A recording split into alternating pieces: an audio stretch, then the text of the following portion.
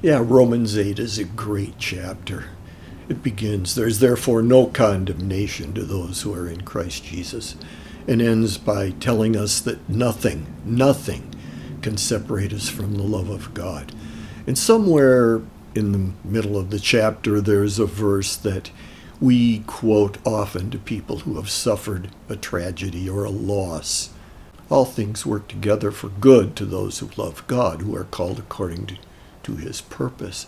And we focus on the all things work together for good, and sometimes I think maybe forget about the "for those who love God" part.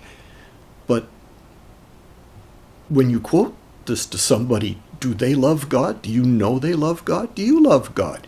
Really? I mean, I can't judge or condemn anybody, but ask yourself, do you love God? Is Jesus someone you would want to meet for coffee sometime? Just sit down and spend time with him. Would you really want to do that? Is he not just a necessary part of your life, but a part that you really want in your life? Well, then, how do we go about loving him? Well, for one thing, I don't think you can love him if you don't know him.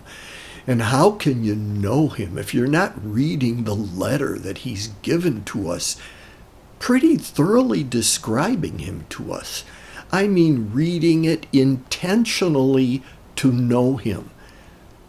Not reading it like, I'm going to read through the Bible in a year. Reading it to know what it says. Reading it to know God.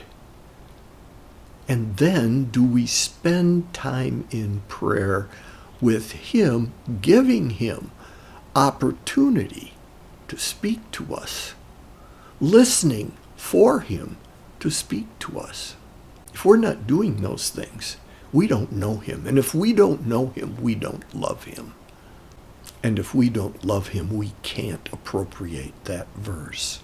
I believe our greatest mission as believers is to know God.